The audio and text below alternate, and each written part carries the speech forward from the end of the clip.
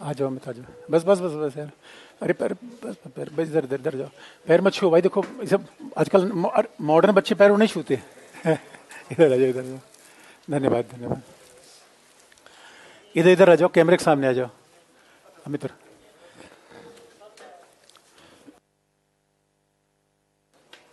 अरे ये सब क्या कर रहे हो? अरे सर मैं सपना देखा था ना। अच्छा अच्छा। अरे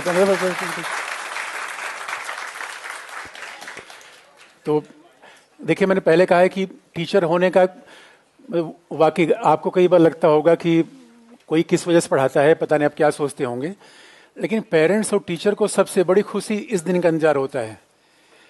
कोई सिलेक्ट होकर आएगा, उस सिलेक्शन के बाद भी याद रखें न रखें, अच्छा जीवन हो जिए, लेकिन हमारे साथ अच्छी बात है कि लोग सिलेक्शन के बाद भी याद रखते हैं। और विशेष तौर पर आप अमित को मैं धन्यवाद दूंगा, इतने बिजी शेड्यूल में किसी तरीके से समय निकाला। तो आप जानते हैं आजकल ईडी और एनसीबी कितना काम बढ़ रहा है। तो अमित, अब सोचिए कि रात भर जो, तो ये दिखाता है कि कोई, और ये सब तीनों एक ही बैच के लोग हैं। अमित भारतीय राजस्व सेवा में है, इंडियन रेवेन्यू सर्विस में IRS हैं, और 2 लोग हमारे अभी प्रोफेसर बने हैं। यानी मैं प्रोफेसर नहीं बन सका आज तक। मैं कोचिंग, मैं कई बार विश्वविद्यालय में जाता हूं तो लोग पूछते हैं कोचिंग का मास्टर का, इधर बैठो उधर बैठो। मेरे इतने स्टूडेंट प्रोफेसर बने हैं कि ये सुन के अच्छा लगता है। तीनों लोग एक ही बैच के थे, तीनों के मेरे पास फोटो है। और मैंने फिर कहा कि पेरेंट्स और टीचर को इतना खुश होता है कि कोई बच्चा आगे बढ़े। तो शिव प्रताप हैं, राकेश यादव हैं, अमित सिंह हैं। तो अब आप इनसे थोड़ी बात गाइडेंस ले लीजिए और जरा बच्चों को समझाओ, आजकल बच्चे बिगड़ बहुत रहे हैं। नमस्ते।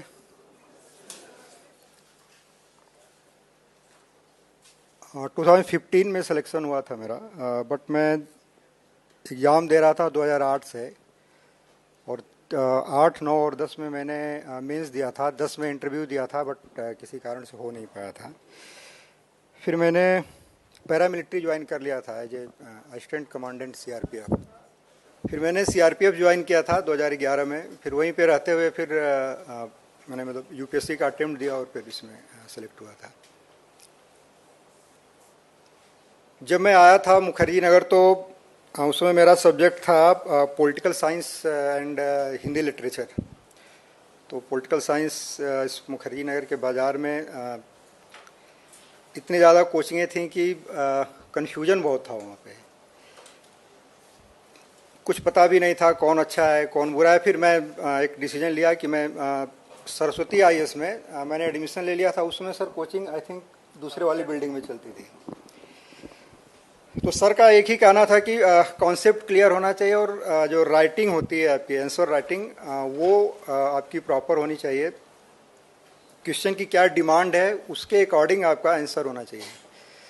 तो मुझे आज भी याद है कि दीपावली की छुट्टी थी और मैं 25 या 30 क्वेश्चन के आंसर राइटिंग सर को मैंने दे दिया था।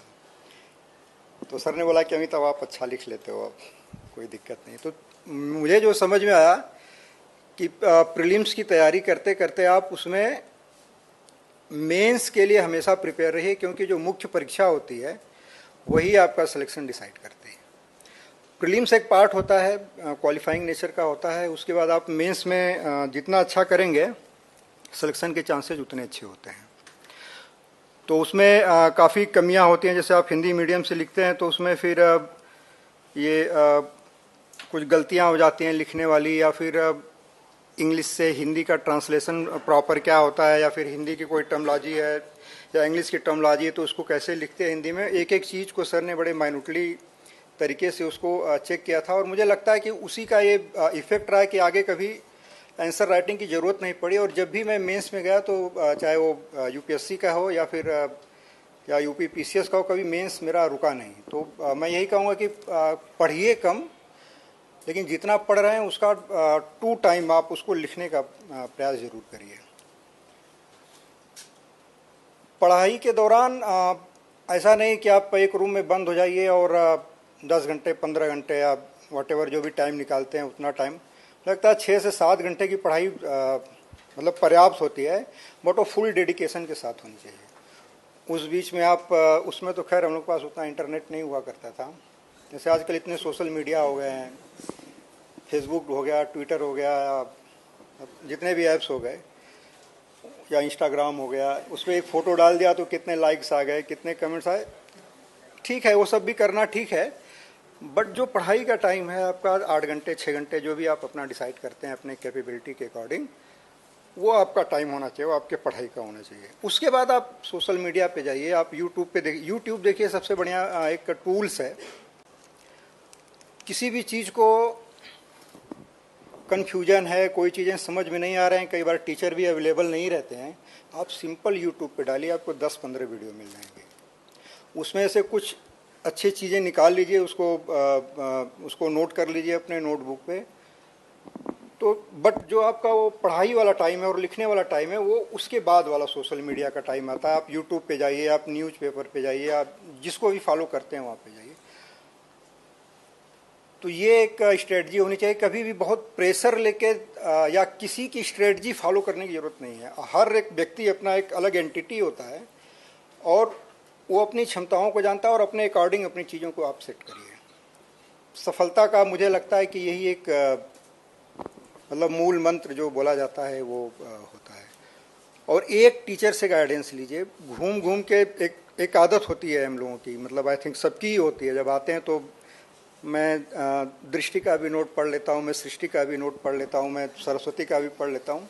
इससे केवल और केवल कन्फ्यूजन होता है, कभी भी क्लैरिटी नहीं आती है।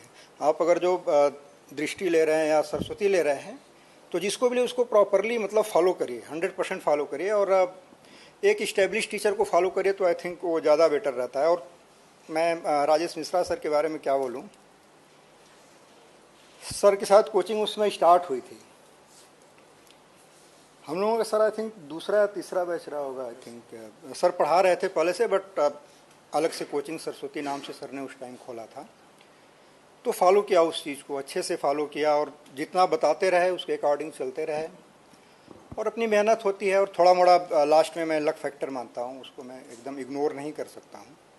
बहुत लोग अच्छे तैयारी करने वाले भी होते हैं, मुखर्जी नगर में अच्छे स्कॉलर भी होते हैं, ग्रेजुएशन लेवल पे या फिर यूनिवर्सिटी लेवल पे अच्छा किए रहते हैं, अच्छा डिबेट भी करते हैं, अच्छी, बट चीज़ों को एक्सप्रेस नहीं कर पाते हैं। कई बार जब लिखने बैठते हैं तो इतने ज़्यादा फैक्ट्स होते हैं, इतने ज़्यादा उनके पास सूचनाएं होती हैं कि क्वेश्चन की डिमांड क्या है और आंसर में क्या लिखना है, वो एक बड़ा महत्वपूर्ण चीज़ होता है।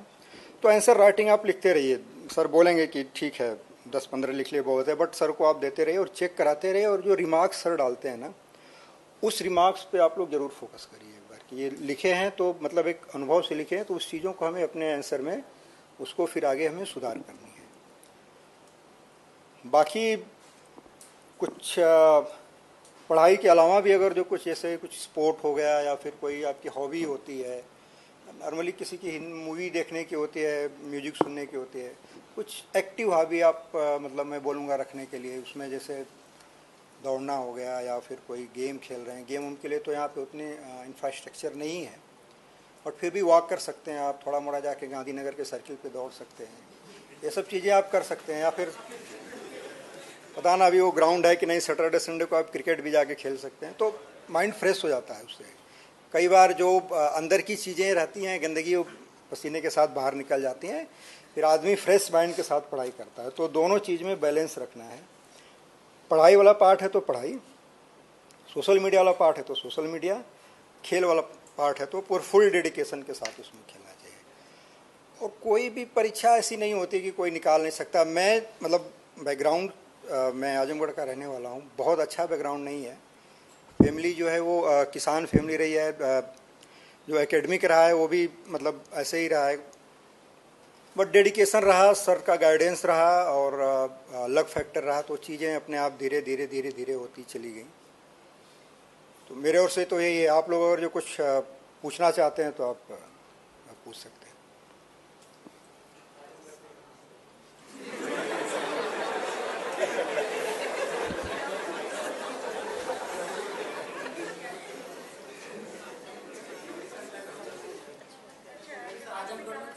अच्छा, आजमगढ़ में कहाँ से?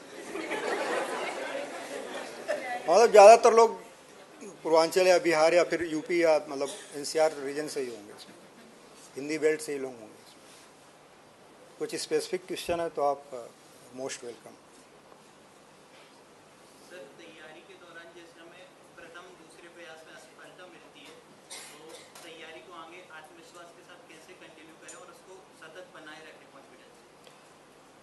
देखिए, जब आप तैरने के लिए उतरते हैं तो असफलता मिलेगी ही मिलेगी उसमें। असफलता the part of your success. आप असफलता से भाग नहीं सकते हैं। एक कोटेशन भी है कि असफलता सफलता की सीढ़ी होती है, तो वो कहने के लिए एक लाइन है, बट जब उसके गहराई में जाएंगे तो वो चीज़ें बड़ी मायने रखती हैं। जब आप असफल होते हैं, आप अपने आप को फिर से एनालाइज करते हैं कि मेरी कमियां कहाँ रह गई, आप उस चीज़ को देखिए। और मोटिवेशन किसी मोटिवेटर कोई है या कोई बुक पढ़ने से नहीं आती, वो सेल्फ ही होती है। हमें करना है तो करना है। जब संकल्प ले लिया तो फिर उसके आगे कोई विकल्प तो नहीं होना चाहिए। तो उसको पढ़िए, फिर चीज़ें अपने आप मोटिवेट हो जाती हैं। आप अगले प्रयास में और अच्छा करते हैं, मान लीजिए उसमें भी असफल हो गए, दिन लगता है कि ठीक है, मैंने पिछले वाले से अच्छा प्रयास किया है, अगले वाले में करेंगे तो शायद हम आगे अगले स्टेप तक चले जाएंगे। मान लीजिए फर्स्ट में आप प्रीलिम्स नहीं क्वालिफाई कर पाए, दूसरे में आप मेंस किए। मेंस करने के बाद सबसे ज़्यादा आप फ्रस्ट्रेशन तब आती है जब इंटरव्यू का रिजल्ट आता है। इंटरव्यू का रिजल्ट ना आने के बाद आपको फिर से स्टार्टिंग से स्टार्ट करना पड़ता है। वो जो पता ना भी कितना टाइम होता है, हमारे टाइम पे सर महीने भर का टाइम होता था। और उस टाइम में अपना रो धो के लोगों से मिल उल के लोगों की सफलता असफलता देख के 10-15 दिन बाद अपने आप को तैयार करना पड़ता था। तो वो मुझे लगता है उस टाइम वो जो पीरियड होता है इंटरव्यू का रिजल्ट आने के, फाइनल रिजल्ट आने के बाद और प्रीलिम्स का, वो सबसे मतलब कठिन टाइम और सबसे चुनौतीपूर्ण टाइम वही होता है।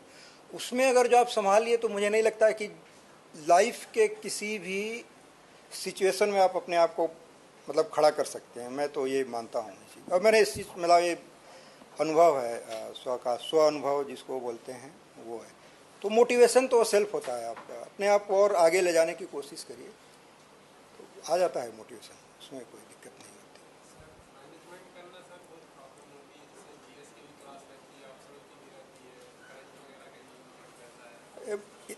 आपके पास 24 घंटे होते हैं और मुझे लगता है कि प्रधानमंत्री के पास भी 24 घंटे हैं और अंबानी के पास भी 24 घंटे होते हैं। मैनेजमेंट कोई ऐसा आपको IIM या किसी इंस्टीट्यूट में मैनेजमेंट सीखने की ज़रूरत नहीं है। आप अपने हिसाब से टाइम सेट कर लीजिए ना। मैं पैरामिलिट्री में था, कभी 7 दिन के लगातार ऑपरेशन होते थे, दिन में रात में, दिन में टाइम नहीं मिलता था, तो मैं रात में 4 घंटे अपना निकालता था। बट हाँ, वो 4 घंटे मेरे होते थे, तो वो मेरा मैनेजमेंट था। आप अपने अकॉर्डिंग अपने टाइम को सेट कर लीजिए, वो आपका मैनेजमेंट होगा। मैनेजमेंट किसी से पूछने की ज़रूरत नहीं है और कोई हार्ड एंड फास्ट रूल बनाने की ज़रूरत नहीं है। 24 घंटे में हमें 4 घंटे टाइम निकालना है, 5 घंटे निकालना है, 6 घंटे निकालना है। इससे ज़्यादा की रिक्वायरमेंट UPSC में है भी नहीं। तो वो अपने अनुसार आप सेट कर लीजिए। दिन में पढ़ना चाहते हैं, रात में पढ़ना चाहते हैं, या आप कितने बजे आपकी कोचिंग ख़त्म होती है रात में? नहीं, शाम को कितने बजे फ्री होते हैं? तो 6 बजे के बाद, 8 बजे के बाद आप बैठ जाइए, वही आपका मैनेजमेंट है। 12-1-2 बजे तक पढ़ लीजिए। टाइम तो 24 घंटे ही रहेगा ना, और उसी में आपको निकालना है। तो वो तो अपना है, वो आपका डेडिकेशन दिखाता है कि आप कितना अच्छे से उसको हैंडल करते हैं और कितना टाइम आप पढ़ाई के लिए निकाल पाते हैं। वो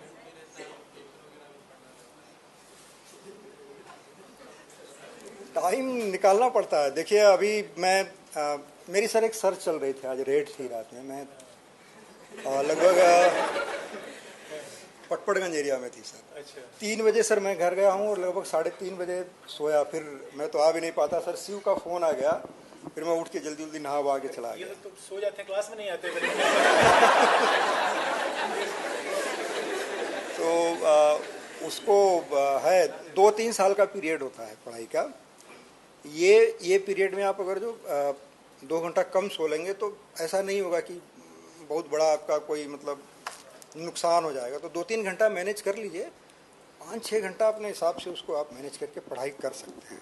एक्सक्यूज नहीं होना चाहिए कि मुझे टाइम नहीं मिलता है। मैं तो धीरपुर में रहता था, सवेरे भी क्लास करता था, शाम में भी क्लास करता था। जाके पता ना आप लोग खाना बनाते हैं कि नहीं बनाते हैं। अभी मैं खाना बना के बर्तन वर्तन धुल के फिर से मैं पढ़ाई करता था, 2:30-3 बजे तक पढ़ाई करता था। और सवेरे मैं सर कभी क्लास में लेट नहीं हुआ हूँ सर भी कभी लेट नहीं हुए हैं, लेकिन मैं भी कभी लेट नहीं हुआ। उस समय क्लास 8 बजे होती थी, मतलब ये? यस सर, 8 बजे होती थी क्लास।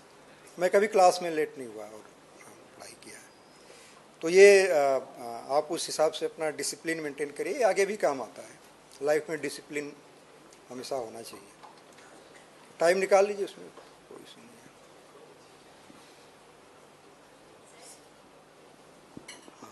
गुड मॉर्निंग सर, आपसे एक बहुत बहुत बधाई हो कि आप वहाँ तक पहुँचे।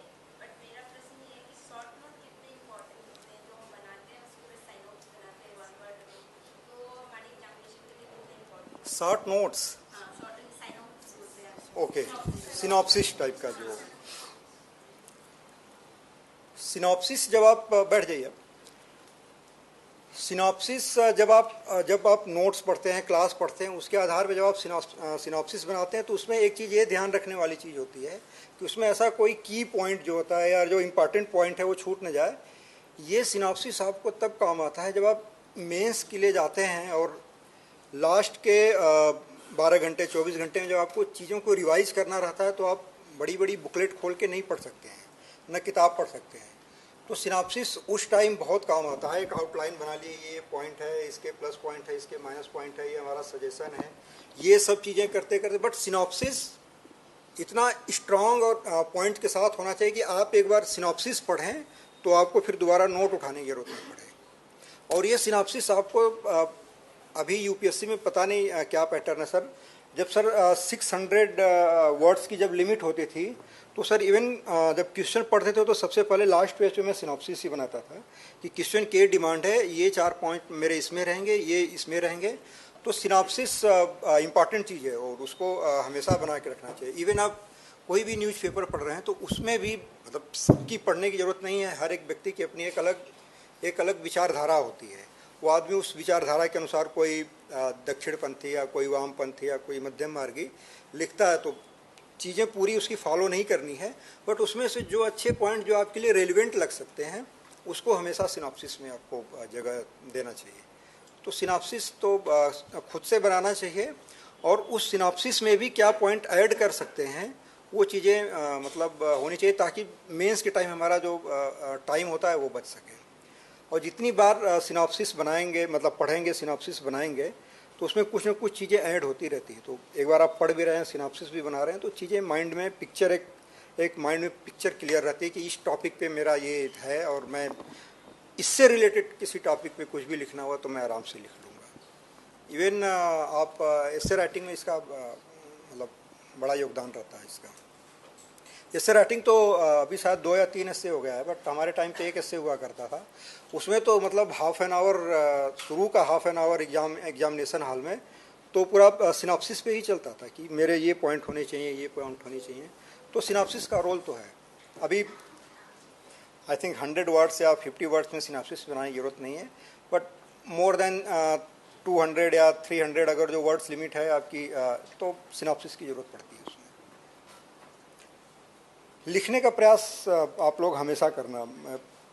पूरे एग्जामिनेशन का जो सक्सेस की है वो आपकी हैंड राइटिंग मतलब लेखन शैली, भाषा में कितना प्रवाह है, क्वेश्चन के अकॉर्डिंग आपकी जो आंसर है उसमें सब कुछ समाहित है कि नहीं है, ये सब चीज़ें ध्यान देने वाली हैं।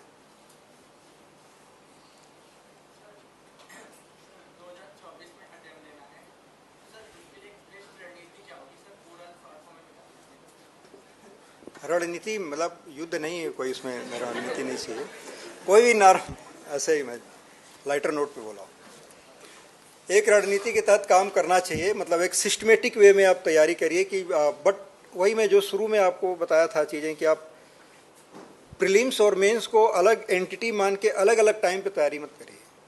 मतलब अगर आप तैयारी कर रहे हैं तो दोनों को एक साथ में मान के चलिए। आप लास्ट ईयर के आई थिंक 5-6 साल के क्वेश्चन पेपर उठा लीजिए, उसके अकॉर्डिंग आप प्रीलिम्स और जो आपका सब्जेक्ट है उस सब्जेक्ट का क्वेश्चन पेपर उठा लीजिए और उसके अनुसार आप मेंस की तैयारी करिए, तो चीज़ें आसान हो जाती हैं। कई चीज़ें मेंस की ऐसी चीज़ें होती हैं जो प्रीलिम्स में लाभदायक होती हैं, तो प्रीलिम्स की चीज़ें जो फैक्चुअल चीज़ें होती हैं वो मेंस में आपके आंसर राइटिंग में जरूरत है। तो दोनों को मिला के पढ़ाई करिए। हाँ, बट प्रीलिम्स के टाइम पे जो आपका 1 महीने 40 दिन 45 दिन होता है वो टोटली आप उस टाइम आप प्रीलिम्स पे फोकस करिए, क्योंकि ये एक बैरियर होता है, सबसे ख़राब बैरियर होता है, पूरा डिमोटिवेट कर देता है। प्रीलिम्स नहीं हुआ मतलब आप बाहर निकल जाते हो। तो वो जो 30 दिन 45 दिन जितनी भी आपकी जिस हिसाब से रणनीति है उस हिसाब से आप उसको तैयारी करिए। बट अभी का जो टाइम अगर 24 में जैसे आप बता रहे हैं तो आप मेंस और प्रीलिम्स दोनों पे फोकस करते हुए चलिए। मेंस मुख्य परीक्षा होती है। सर आप भी हिंदी मीडियम से रहे हैं, तो आपको क्या लगता है किस हिसाब से इंग्लिश मीडियम में कहाँ से आगे निकलने की संभावना रहती है इस पेपर से, जैसे इथिक्स ऐसे ऑप्शनल? एग्ज़ाम का यूपीएससी का मतलब बेसिकली जो यूपीएससी का है वो बेसिकली प्रेफरेंस या फिर एक हिडन प्रेफरेंस बोल सकते हैं, वो इंग्लिश मीडियम को मिलता है। लेकिन ठीक है, अभी इस ईयर का जो मैंने रिजल्ट देखा है उसमें हिंदी मीडियम का अच्छा रिजल्ट रहा है।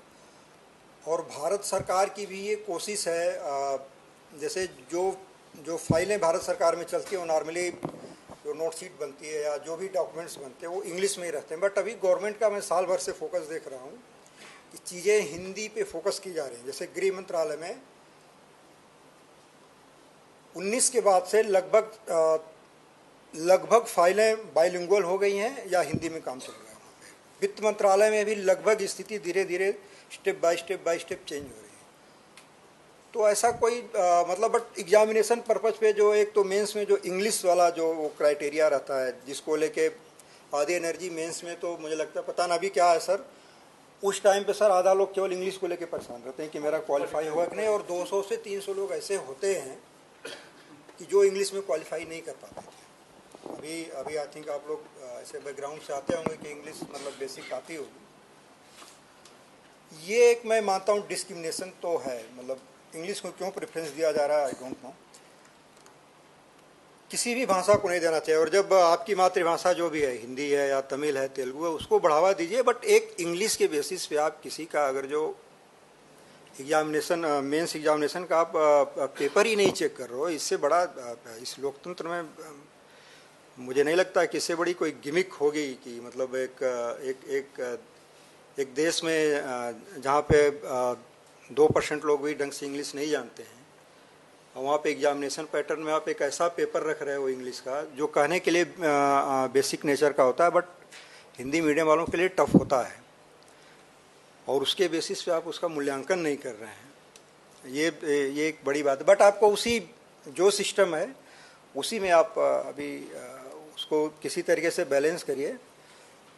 प्रेफरेंसेज रहते हैं, इंटरव्यू में भी अच्छे नंबर मिलते हैं, मेंस में भी अच्छे नंबर मिलते हैं। बट हाँ, अभी के सिचुएशन में मुझे लगता है आगे आने वाले टाइम में हिंदी मीडियम या अन्य जो भारतीय भाषाएं हैं उनका महत्व बढ़ेगा।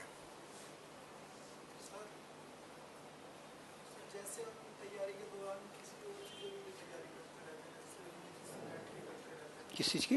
यूजीसी में। अच्छा, ओके। तो सर ये कहाँ तक सही है? और जैसे सर मतलब ऐसा होता है कि लगता रहता है कि हम वहाँ टाइम वेस्ट कर रहे हैं अपना, मतलब अगर यहाँ टाइम जाते थे तो ज़्यादा बेहतर हो सकता है। इसमें मुझसे पूछेंगे तो मेरा जो व्यक्तिगत जो मेरा विचार है कि अगर जो आपने यूपीएससी का संकल्प लिया है तो आप बहुत जा सकते हैं तो स्टेट पीसीएस में जाइए, अदरवाइज आपको देखने की ज़रूरत नहीं है।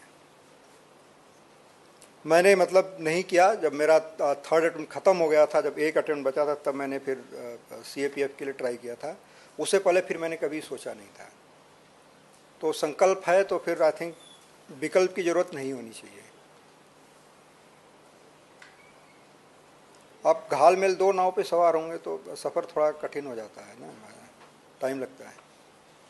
बाद में भी कर लेना, यूजीसी के लिए तो और भी टाइम होता है, आई थिंक काफ़ी टाइम होता है। बट ये जो टाइम है आपका 30 साल तक, उसमें आप मतलब मिक्स मत करिए उस चीज़ों को, आप एक डेडिकेशन के साथ तैयारी करिए। स्टेट पीसीएस सेम पैटर्न पे होता है, आप उधर देख सकते हैं। बट आउट ऑफ कॉन्टेक्स्ट जो एग्ज़ाम है यूपीएससी से या पीसीएस से, आप उसको कुछ टाइम के लिए अवॉइड करें तो बेटर होगा।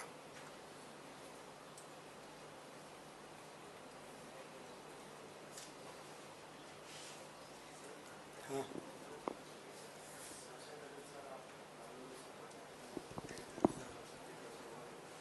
Thank you.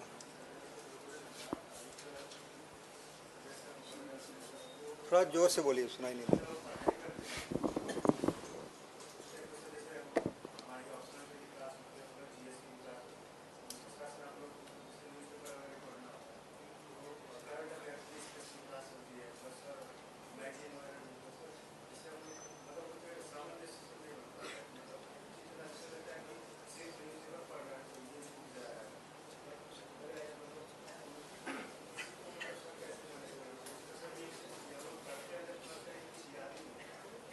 नहीं, याद तो किसी को नहीं होता, वो आपकी समस्या नहीं है, वो सबकी समस्या है, कॉमन समस्या। वो लगता है कि याद नहीं आ रहा है।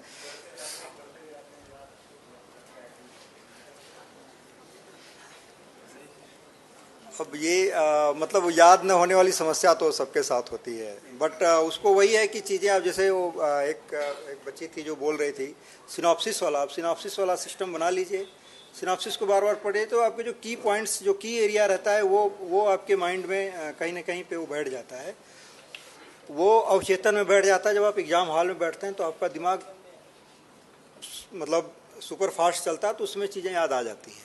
बट हाँ, आप बार बार एक चीज़ों को, हाँ सबसे बड़ी चीज़ होती है, चीज़ों को बार बार पढ़ते रहिए। 10 किताब पढ़ने से और 10 नोट्स पढ़ने की ज़रूरत नहीं। एक नोट्स कोई अच्छा लीजिए और एक किताब लीजिए और उसको चीज़ों को बार बार पढ़िए। एक किताब में आप 10 बार पढ़ेंगे, आपको 10 बार नई चीज़ें मिलती हैं। एनसीईआरटी देखने में पतली सी छोटी सी लगता है, कुछ नहीं, बट आप उसी को बार बार पढ़िए, देखिए उसमें 10 चीज़ें आपको नहीं मिलती हैं, तो आप उसको अपने हिसाब से उसको की पॉइंट्स बनाइए, की एरिया पे अपने फोकस करिए। कौन सी चीज़ें जीएस में, कौन सी चीज़ें कमज़ोर है उस पर आप ध्यान दीजिए, जो स्ट्रांग है उस पर थोड़ा कम ध्यान दीजिए, ऑप्शनल है ऑप्शनल पे आप ध्यान दीजिए। तो ऐसे करते करते करते आप 8 महीने 9 महीने में अच्छा खासा आपका कमांड हो जाता है। आई थिंक सबका जो सोचने का तरीका और जो एक क्षमता दिया है वो मोरलेस सबकी बराबर ही होती है। कोई बहुत मतलब आचार्य शंकर टाइप का या फिर कोई आइंस्टीन टाइप का नहीं है, सब एक ही सामान्य चीज़ों से आए हुए हैं। तो आप अपने को उस चीज़ें से मैनेज करिए, आपका हो जाएगा आराम से। करंट अफेयर्स तो एग्जामिनेशन की डिमांड है, वो तो पढ़नी ही है उसमें, मतलब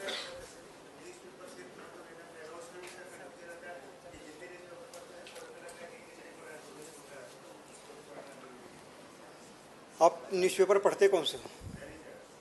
दैनिक जागरण राष्ट्रीय संस्करण ना, वो तो बढ़िया है। एक कोई आप इंग्लिश न्यूज़पेपर ले लीजिए, उसमें आई थिंक पता ना, आई डोंट नो, लोग द हिंदू प्रेफर करते हैं, मैंने तो कभी नहीं किया।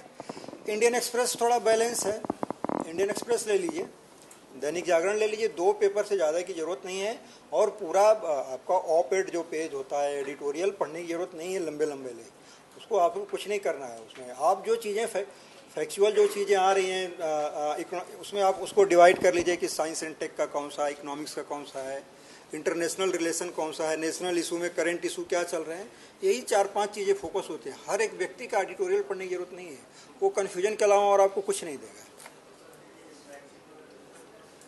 मैगजीन वगीन तो मैं सजेस्ट नहीं कर पाऊंगा, बट हाँ न्यूज़पेपर आप उसको पढ़ते रहिए। न्यूज़पेपर एक दैनिक जागरण पढ़ रहे हैं तो आई थिंक ठीक है, एक इंडियन एक्सप्रेस पढ़ सकते हैं।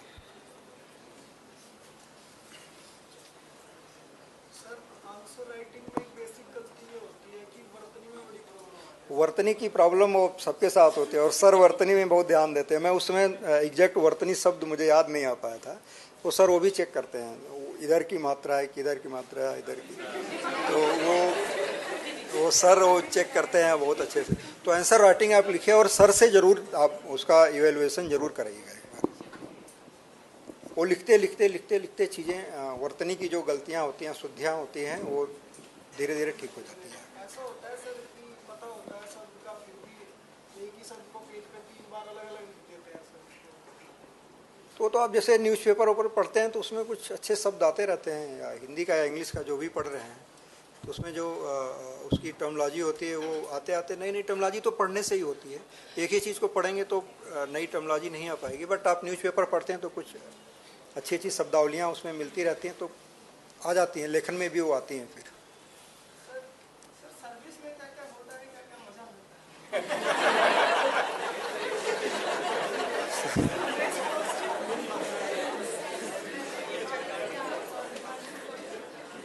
सर्विस में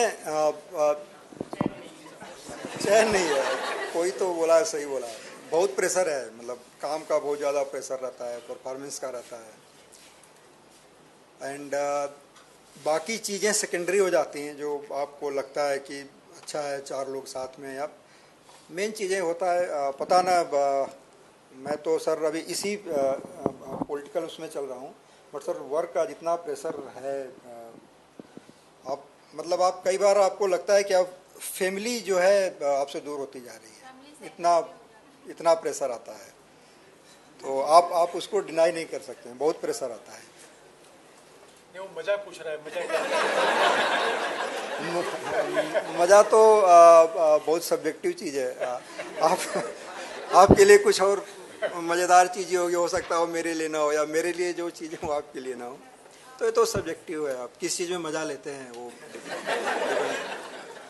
मुझे रात में जाना पड़ा, मुझे तो उसी में मज़ा आया कि 3 बजे तक वहाँ थे और सवेरे यहाँ पे आ गया, तो अच्छा लग रहा है आप लोगों से बात कर, इसमें मज़ा आ रहा है मुझे। या 2-3 सालों से तो मैं अभी खैर बहुत ज़्यादा फिजिकल नहीं कर पा रहा हूँ। जब मैं दौड़ता हूँ तो जब दौड़ने के बाद जब स्वेटिंग होती है, जब हवा आती है, तो उसमें बहुत ज़्यादा मज़ा आता है। तो उसका तो कोई आनंद नहीं होता है, मतलब उसका कोई जोड़ नहीं होता है। जब आप घर पे जाते हैं तो पत्नी हो गई आपकी, आपके बच्चे हो गए, जब उनके साथ खेलते हैं तो उस मज़े का तो कोई मतलब तुलना ही नहीं है। तो वही फैमिली से बच्चों के साथ खेलना या दौड़ना या जो जिस भी चीज़ में आपको अच्छा लगता है आप मज़ा लीजिए। मतलब इस टाइम मुझे लगता है सबसे ज़्यादा मज़ा आपको पढ़ाई में और आंसर राइटिंग में होना चाहिए, क्योंकि उसके बाद तो चीज़ें दूसरी होती हैं। ये इम्पॉर्टेंट चीज़ है। ये जो आपका 3-4 साल का जो टाइम होता है, ये बहुत इम्पॉर्टेंट होता है। इसमें अगर जो आपको लगे कि हम बहुत सारे दोस्त बना लें, बहुत ज़्यादा व्हाट्सएप पे, ट्विटर पे और ऐसे फॉलोअर हो जाए, वो कोई मैटर नहीं करता। 2-4 साल बाद सारे चले जाते हैं अपने अपने घर पे, या कोई सेलेक्ट हो गया तो वो उधर चला जाएगा। दोस्ती उस्ती भी ठीक है, बट जो आपका मेन फोकस जिस चीज़ के लिए आए हैं आप लोग, एक आई थिंक मध्यम वर्गीय परिवार से ही सारे लोग आए हुए हैं। उसमें भी कई लोग लोअर मिडिल क्लास से भी होंगे। तो आपका मेन फोकस है एग्ज़ाम, तो आप एग्ज़ाम फोकस करिए, बाकी चीज़ सेकेंडरी होती है। तो वो मज़ा लीजिए, उसमें और आगे मज़ा आएगा फिर।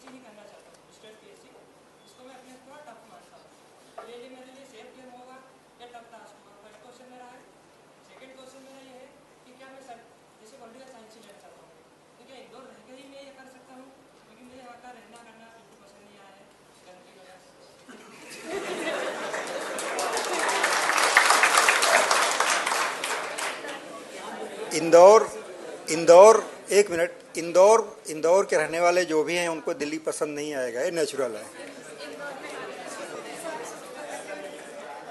आ जाता है, मतलब इन टर्म्स ऑफ साफ सफाई में बोल रहा हूँ।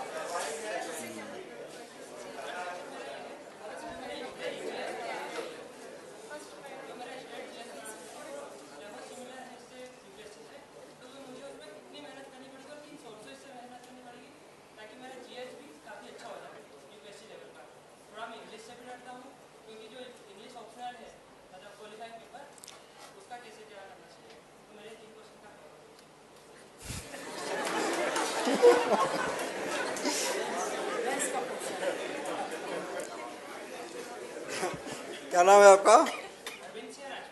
हाँ? अरविंद। अच्छा, अरविंद जी, आप MP PCS में जैसे बताया कि आपने प्री दिया, मेंस का रिजल्ट नहीं आया, मेंस दिया या व्हाटएवर जो भी, बट UPSC में ऐसा नहीं होता है। साल भर के अंदर यहाँ की प्रक्रिया लगभग पूरी हो जाती है, कोई बड़ा पैंडेमिक टाइप की चीज़ें नहीं आती हैं। तो आप, और जो भी UPSC की प्रक्रिया होती है, आप उसको 100% आप ट्रांसपेरेंसी के साथ मान सकते हैं। तो अगर जो आप में एबिलिटी, कैपेबिलिटी, व्हाटएवर जो भी बोलिए है, तो आप UPSC के लिए आगे मतलब ट्राई कर सकते हैं। अब स्टेट PCS के साथ प्रॉब्लम होती है, बिहार की अलग प्रॉब्लम थी, यूपी में अभी सुधार हो गया है। अब MP का तो मुझे आइडिया नहीं, जैसे आप बता रहे हैं तो प्रॉब्लम है, बट आप UPSC फोकस करेंगे तो UPSC में ऐसी कोई प्रॉब्लम नहीं है, साल भर के अंदर पूरी हो जाती है।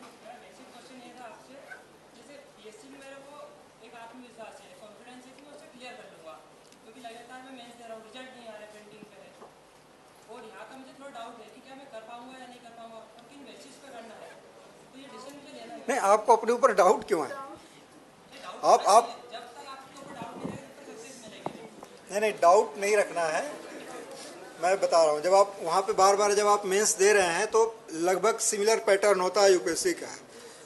तो यूपीएससी थोड़ा सा और मेहनत कर लीजिए, इसके पैटर्न के अकॉर्डिंग कर लीजिए, तो आप यहाँ भी मेंस तक पहुँच जाएंगे। तो मुझे लग रहा है डाउट की तो इसमें कोई बात है नहीं। हाँ,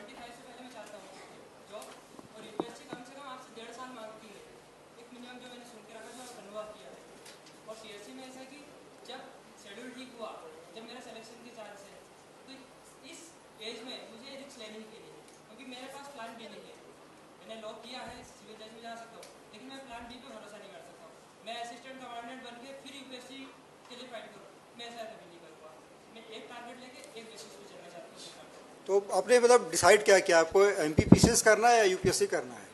डिसीजन ये कॉल तो आप ही को लेनी पड़ेगी।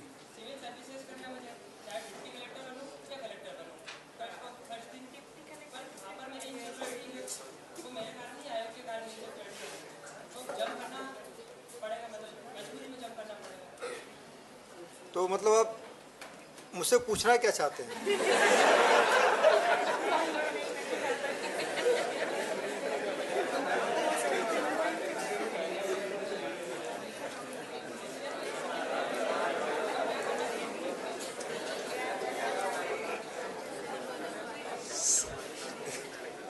इसका उत्तर मैं राजेश मिश्रा सर से दिलवाऊंगा। आप देख लीजिए, अपने अनुसार देख लीजिए कि आपको किसमें जाना है। ये देखिए, ये आपकी कॉल होती है कि आपके पास कितना टाइम है, 1.5 साल का है, 2 साल का है। आप उसमें पीसीएस कर सकते हैं या फिर यूपीएससी के लिए आ सकते हैं।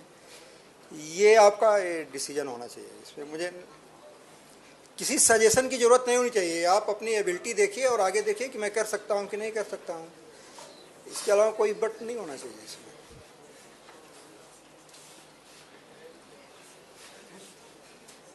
और किसी का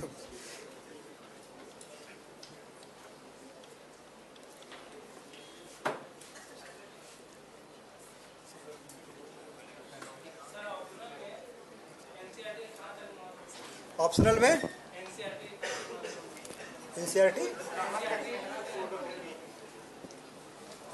एनसीईआरटी का इम्पोर्टेंस बेसिक तक है। बेसिक तक है उसका, चीज़ें बेसिक में बड़े आराम से समझ में आ जाती हैं। एनसीईआरटी के अलावा आप पॉलिटिकल साइंस की बात कर रहे हैं ना, आप ऐसा करें कि एनसीईआरटी जो है आप उसको पढ़ते रहिए, लगातार पढ़ते रहिए। बेसिक्स क्लियर हो जाते हैं। बेसिक्स क्लियर होने के बाद क्लास कर रहे हैं, कोचिंग के नोट्स हैं, सर ने कुछ किताब सजेस्ट की होगी, उस चीज़ पे फोकस करिए। एनएफ है उतना। एनसीईआरटी का इम्पॉर्टेंट रोल है, एक बेसिक के लिए काफ़ी अच्छा रोल है। चीज़ें समझ में आ जाती हैं वहाँ पे बड़े अच्छे। जैसे बनाया इसीलिए गया है कि क्लास 9th 10th 12th के बच्चों को कैसे समझना है। तो एक बार बेसिक क्लियर हो जाता है तो फिर आगे बढ़ने में फिर आसानी हो जाती है। तो फिर यहाँ की भी चीज़ें बड़ी अच्छी तरीके से समझ में आती हैं। तो एनसीईआरटी का रोल है, बट बेसिक है, 100% नहीं है।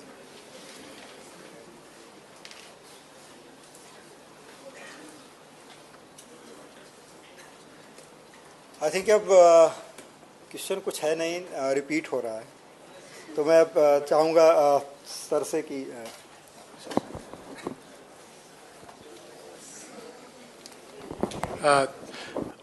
पूरी क्लास की तरफ से अमित को हम बहुत आभार देंगे। तो मैंने पहले बताया था कि ब्यूरोक्रेट्स तो आसपास बहुत है, लेकिन समय की प्रॉब्लम है उनको। कई बार बच्चों को विश्वास नहीं होता कि ऐसा कैसे हो सकता है, कोई समय की प्रॉब्लम है। तो वाकई इस टफ टाइम में अमित को बुलाया गया, तो आया अमित, तो बहुत अच्छा लगा हमें और आपको मोटिवेट किया। आप सब लोगों में क्षमता है। और अमित की खास बात आपने देखोगे, मैं शुरू से जानता हूँ इसको। सिलेक्शन हुआ था किसी मैगजीन में, मैंने मैगजीन का नाम नहीं बताऊंगा। वो आया इसके पास कि आप बोल दो मैं इसे पढ़ता हूँ। उसने कहा नहीं, मैंने पढ़ा नहीं, बोलूंगा नहीं।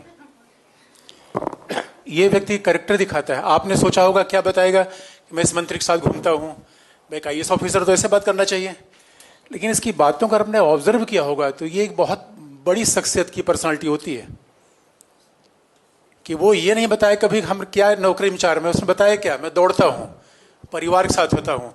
अगर आपने बहुत ऑब्जर्व किया होगा तो महान बनने के सब लक्षण हैं, और कैसे हम किसी चीज़ को सीख सकते हैं बहुत बड़ी बात होती है। पता नहीं आपने इस बार ध्यान दिया या नहीं ध्यान दिया, कि जब आपने पूछा होगा शायद ही, अदरवाइज IAS ऑफिसर भाई 1 साल में आप कोई हस्ती इंडिया कैसी नहीं है सिविल सेवा में जिससे आप न मिल लें, ये सर्विस खास बात है। तो ये आप इसलिए बहुत मुझे अच्छा लगता है, और बहुत सारे लोगों ने कि मैं कोशिश करूंगा शिव कुमार भी थोड़ा सा आपको बोले। शिव कुमार आ जाओ। ये अब हाँ, शिव कुमार बताएंगे आपको। 11 बजे टाइम है। सी में राकेश आप भी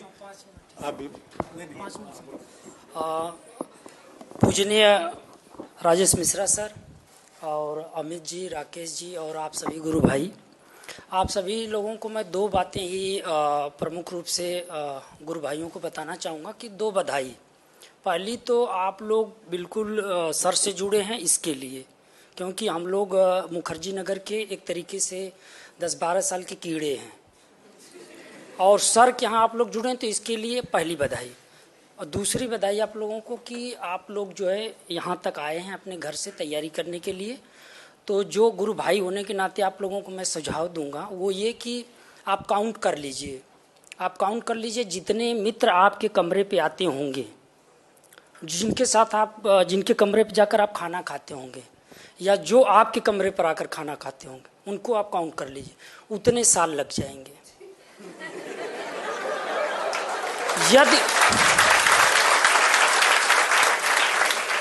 यदि आप जहाँ से आए हैं, और सिलेक्शन से पहले मुझे भी ट्रस्ट नहीं था, और होता है चयन करने में बड़ी दिक्कतें आती हैं। यदि आप और आपके गुरु इस विषय से संबंधित जुड़े रहे तो आप वो काउंट कर लीजिए कि बस आप और आपकी किताबें, आपके गुरु हैं साथ, तो बस इसी साल आपका सिलेक्शन भी है। और मैं भारत सरकार को सुझाव दिया हूँ शोध पत्र के माध्यम से, मैंने डॉक्टरेट भी इसी विषय पे किया है। मेरी PhD right to work career of social and economic justice पे है। मैंने भारत सरकार को सुझाव दिया है कि किस प्रकार से रोजगार के क्षेत्र को बढ़ाया जाए, कैसे लोगों को, युवाओं को रोजगार मिले। चूंकि भारत विश्व का एक सबसे बड़ा विश्व का राष्ट्र है, कैपिटल है, जहां पर यूथ एनर्जी सबसे ज़्यादा है, और इस एनर्जी को कैसे GDP के लिए जोड़ा जाए, कैसे भारत के ग्रोथ के लिए जोड़ा जाए, इस युवाओं को कैसे रोजगार मिले, इसी विषय पे मेरा शोध पत्र भी रहा है। और मैं विश्व की सबसे बड़ी मैगजीन्स होती हैं स्कोपस, उसमें मेरे इंटरनेशनल जर्नल्स भी मैंने दिए हैं। मेरी एक बात बस यहाँ पर आप लोगों से यही सुझाव है कि आप लोग मैकियावेली को तो पढ़े ही होंगे, जो लोग पढ़े होंगे, और बाकी सर तो जिन लोगों को नहीं आया होगा सब्जेक्ट के रूप में, तो ये सब्जेक्ट को लेकर बड़ा कन्फ्यूजन रहता है मुखर्जी नगर में। कुछ मीडिया के लोग या पूंजीपति जो इस उद्योग धंधे में लगे हुए हैं वो ये प्रचार कर देंगे कि इस विषय के अलावा तो कोई सिलेक्शन ही नहीं होता है, चाहे ले लेंगे कि हिंदी से ही होता है, ले लेंगे इकोनॉमी से ही होता है, जबकि मानवीय विषय में आपका यह विषय जो है मानविकी विषय में सुप्रीम विषय है, और सभी विषयों का चौराहा है। इस विषय से जो भी विषय आएंगे इससे गुजर के ही जाना है, इस चौराहे पे आना ही आना। तो सबसे बढ़िया विषय यदि कोई है तो राजनीति विज्ञान है, इसमें कोई नो डाउट। कंफ्यूजन इसलिए हो जाता है कि हम अपने पर्यावरण से प्रभावित होते हैं, पर्यावरण हमारा जैसा इन्वायरमेंट बन जाता है कि नहीं यार ये इस विषय का उस विषय का, ये सारी चीज़ें होती हैं। इस कन्फ्यूजन को दूर करिए। और मैं यहाँ पर किसी के बुलाए से नहीं आया हूँ, खुद आया हूँ सर से रिक्वेस्ट करके कि अपने गुरु भाइयों को ये बता दूँ कि इस विषय की सबसे सर्वोत्तम आप लोगों को मैं बताऊं कि यदि नो डाउट जैसा कि अमित ने कहा कि कभी कन्फ्यूजन न रखिए, तैयारी आप लोग बिल्कुल अपने फोकस रहिए। लेकिन plan B, by the way plan B आता है। तो जो सर की किताब है, एक उदाहरण बता रहा हूँ कि सर की किताब जब बन रही थी, जब लिखी जा रही थी, तो उसमें मैंने प्रूफ रीडिंग का काम किया था। तो 2 राउंड 3 राउंड तो मैं ऐसे ही पढ़ लिया था। और अब सर की किताबें जब मैं रिसर्च के लिए लखनऊ गया, मेरा एडमिशन हुआ, वहाँ पे 22 लोग इनरोल्ड थे, और उसमें से 2 लोग केवल नेट थे, केवल 2 लोग। और ये राकेश जी जानते हैं, वो भी जुड़े हुए हैं। मैं जब सर की किताब वहाँ पे दे दिया और सारे के सारे लोग नेट तो हुए ही JRF और RJNF लोगों को मिला। 14 लाख 28 लाख और लोग मिले। और बच्चियां लड़कियां जितनी थी सब RJNF पा रही हैं और JRF हो गई। केवल सर की किताब जो सिद्धांत वाली है वो देने, बाकी किताबें तो हैं जो सब्जेक्ट से जुड़े हुए लोग हैं उन किताबों को देने के बाद मेरी प्रसिद्धि ही उस वहाँ पे ये हुई कि सर आप आ गए, ये किताब दे दिए और हमारा नेट हो गया। 14 लाख रुपए एक दिन में खाते में आ गए। जिनको RJNF होती है 3 साल से रिसर्च कर रहे हैं, सारा पैसा जोड़ के आ जाता है। तो ये विषय एक ऐसा है कि अच्छा मान लीजिए बाय द वे तैयारी आप अपनी बनाइए, लेकिन मैं प्लान B पर बात कर रहा हूँ, सब्जेक्ट की बात कर रहा हूँ कि हम MA करने लगे तो हम क्यों ना पॉलिटिकल साइंस से करें। यदि असिस्टेंट प्रोफेसर की पोस्ट आती है तो हिंदी के बाद सबसे ज़्यादा संख्या की पोस्ट यही विषय की होती है। हिंदी का देख लीजिए, इंग्लिश का देख लीजिए या फिलहाल फिजिक्स वगैरह का। उसके बाद सर्वाधिक संख्या PGT में किसी विषय की आती है। मैं विषय को लेकर के आप लोगों से बात करना चाहूँगा तो उसमें 2 बातें सिर्फ यही है कि मैकियावेली की तरह आप लोग जो है जब भी कोई दोस्त कहे कि हम तुम्हारे यहाँ खाना खाने आ रहे हैं या चलो मेरी शॉपिंग करा दो, तो आप शेर की तरह उससे गुर्राइए। और जब आपका काम हो, आपको पढ़ना हो, आपकी ज़रूरत हो तो लोमड़ी की तरह भाई भाई समझे ना। आप लोगों को यहाँ पर बहुत सतर्क रहना होगा। ये मेरी बड़ी खुशी की बात है। मैं इस विषय का प्रोफेसर होने के नाते और डॉक्टरेट जो मैंने किया, जो भी सॉफ्टवेयर है पॉलिटिकल साइंस का सब सर का है। चूँकि मैं BA किया इलाहाबाद यूनिवर्सिटी से, MA आप जान ही रहे इलाहाबाद यूनिवर्सिटी, BHU मैं 5वीं यूनिवर्सिटी से रिसर्च किया हूँ। 4 यूनिवर्सिटियों का तो पूर्वांचल इधर अपने उत्तर प्रदेश का सब मुझे अनुभव है। यूनिवर्सिटियों में प्रोफेसर लोग केवल इंटरनल पॉलिटिक्स में हैं। किताबें तो लिखना और लोगों को प्रोवाइड कराना सर जैसे लोगों का काम है। इन्हीं की किताबें वहाँ भी पढ़ी जा रही हैं और प्रोफेसर लोग इतने इंटरनल पॉलिटिक्स में फंसे हुए हैं, मेरे डिपार्टमेंट के हों, BHU के हों, इलाहाबाद यूनिवर्सिटी के हों, कि वो लोग किताबें लिखे ना। इसीलिए तो बातें आ गई कि राजनीति विज्ञान में नए सिद्धांत गढ़े ही नहीं जा रहे हैं।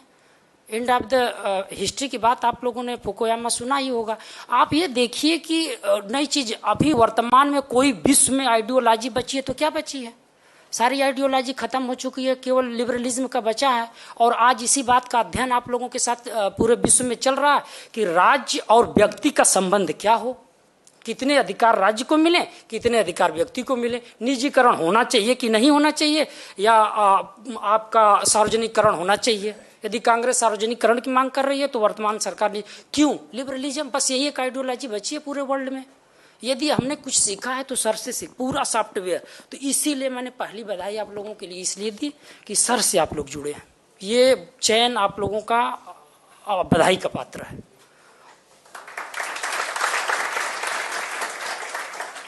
और बाकी आप लोगों का समय हो चुका है।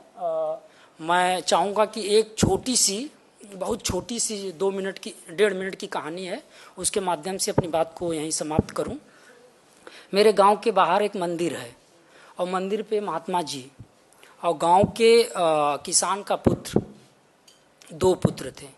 और किसान बूढ़ा हो चुका था, उसके जो महात्मा जी थे उनकी आजीविका गांव पर निर्भर थी। तो वो गांव में मांग करके वहीं से अपना खाना पीना करते थे। तो गांव के लोगों को ऑब्जर्व करते थे। जब वो गांव के दोनों पुत्रों को देखे तो एक बेटा जो था किसान का, वो उसके पत्नी बड़ी काम करती थी, घर में रहती थी, बच्चे स्कूल टाइम से जाते तो वो भी सुबह साइकिल से अपने काम पे चला जाता था और शाम को आ जाता था। उसका दूसरा जो बेटा था, किसान, एक ही किसान के दोनों बेटे, जो बड़ा बेटा था उसका ये था कि आए दिन शाम को झगड़ा, बच्चे स्कूल भी नहीं जा पा रहे हैं, बर्तन की आवाज़ तो लगभग रोज़ हो जाती थी और झगड़े लड़ाई तो लगभग उसके घर में मतलब आए दिन थे। बच्चे स्कूल नहीं जाते थे, कभी जाते भी थे तो खिचड़ी खाने जाते थे स्कूल में। तो वो किसान को रहने गया एक दिन, अरे महात्मा जी को, तो महात्मा जी पूछे, आराम से पूछे कि भाई आखिर यार ये आपका इतना अच्छा व्यवस्था है, आप टाइम पे जाते हो, कमा के आते भी हो, बच्चे भी स्कूल जाते हैं, ये सब आपने कहाँ से सीखा? तो उसने कहा कि बहुत सोचने के बाद कहा कि मैंने अपने पिताजी से सीखा। कहा क्यों? तो कहा पिताजी होता क्या था कि कभी कभी ना घर में लड़ाई करते थे, मारपीट करते थे माता जी को, ये मुझे अच्छा नहीं लगता था। तो मैंने यही सीखा कि ये चीज़ अच्छी नहीं होती, ये मुझे नहीं करना है। फिर उसने दूसरे वाले बेटे से पूछा कि भाई तुम रोज़ लड़ाई करते हो, तुम्हारे बच्चे भी स्कूल नहीं जा पाते हैं, और आखिरकार तुम्हारा ये व्यवस्था ठीक नहीं लगती है, मतलब ये सब कहाँ से तुम्हारे में आ गया? एक भाई को अपने देखो कितना अच्छा कमाता उमाता अच्छा। तो वो सोच करके कहा कि ये मैंने अपने पिताजी से सीखा। तो महात्मा को बड़ा आश्चर्य हुआ। काम की बात अब यहाँ से शुरू होती है हम लोगों के लिए, कि अपने पिता से वो भी सीखा, अपने पिता से वो भी सीखा। तो वो हमारा जो विवेक है ना, ये डिसाइड करेगा हमारे पास जो मूलभूत संपत्ति हमारी जो भी है, वो है हमारा विवेक। हमारी सफलताएं जो है ना, आपकी कमियां आपके गुरु से जुड़ जाएंगी, आपके माता पिता से जुड़ जाएंगी। आपकी सफलता केवल आपकी सफलता नहीं रह जाएगी, निश्चित रूप से उसके भागीदार असफलता के आपके माता पिता भी होंगे और सफलता के भी होंगे।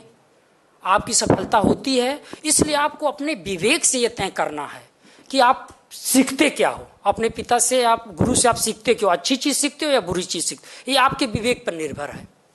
यदि आप अच्छी चीजें आप असफल होते हो तो निश्चित रूप से इस संस्थान का भी नाम जुड़ेगा। आप सफल होते हो, जैसे हम सफल हुए, संस्थान से जुड़े, सारी चीजें वापस आ गई। मेरी तो सबसे बड़ी प्रॉब्लम थी कि आप लोगों को लग नहीं रहा होगा मेरी एज, मुझे तो लगता था मेरी शादी ही नहीं हो पाएगी। हाँ, मैं सही बता रहा हूँ। मेरा मुखर्जी नगर में रूम आज भी है, मगर मैं रिसर्च कर रहा था लखनऊ से और जुड़ा रहा। और सही बता रहा हूँ, ये फंडामेंटल चीजें हैं कि लोगों की भाई शादी विवाह ना हुआ। अब बताओ, सफल ना होते तो अब शादी की बात, अब बताओ, अब तो मेरी समस्या है कि मैं करूँ किससे।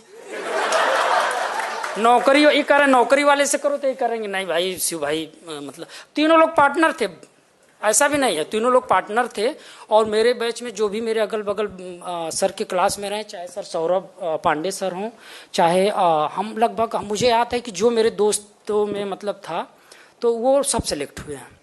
कई वीडियो बने हैं, सौरभ पांडे, अमित है ही, राकेश है, हम हैं, हम लोग प्लान बी वाले में हैं। मतलब नहीं हुआ क्योंकि उस समय हमारी जैसे ही सर से तैयारी हुई थी, सी सेट आ गया था, और मेरा वो व्यक्तिगत मेरी चीज़ें हैं कि मैं मैथ में कमज़ोर था या सी सेट में तैयार नहीं कर पाया। मगर आप लगातार मेंस दिए हैं और दे भी रहे हैं पीसीएस के लिए, और अन्य जगह भी चयन हुआ हम लोगों का, पर सब्जेक्ट की वजह से आज मैं सफल हूँ, और वो सारा कुछ सर का दिया हुआ, इसलिए मैं आजीवन सर के प्रति आभारी हूँ और धन्यवाद। धन्यवाद। शिव ने इतनी अच्छी सारी बातें कही, लेकिन वाकई इसने बहुत स्ट्रगल किया है लाइफ में। हम जानते हैं कि तीनों लोग कितने सामान्य पृष्ठभूमि से हैं, कितने अच्छा काम कर रहे हैं। अब थोड़ा समय कमी है तो राकेश को बोलने का समय मैं नहीं दूंगा, तो दूसरी क्लास हो जाएगी, तो हम लोग राकेश से मिलकर अलग से बात कर लेंगे, फिर कभी आप आएंगे। तो सच में बात थी कि शिव ने खुद कहा कि मैं आऊँगा, और शिव ने ही अमित को बुलाया। अब सोचो, अमित को यही नहीं 5, वो टाइम है अभी, अच्छा टाइम, हाँ राकेश साहब बोलो, ठीक है। और ये मैं फिर कह रहा हूँ, देखिए मेरा थोड़ा सा अच्छा 5 मिनट है आपके पास, राकेश आइए, राकेश साहब बोल दें। तो ये बात में मतलब अमित को भी बुलाने का श्रेय शिव को ही है। मैं तो संकोच कर रहा था हम कि अमित कैसे बुलाए, पता नहीं क्या काम होगा, लेकिन शिव ने कहा नहीं मैं सबको लेके आऊँगा। यहीं पे कमिश्नर हैं ये, भी समय नहीं, हम लोग खुद जो है। मैं आप सबको ये बता सकता हूँ कि मैं क्यों नहीं सफल हुआ और आज अमित जी क्यों सफल हो गए। अमित जी के एक ही क्वालिटी था कि अगल बगल कहीं नहीं देखना, और ज़्यादा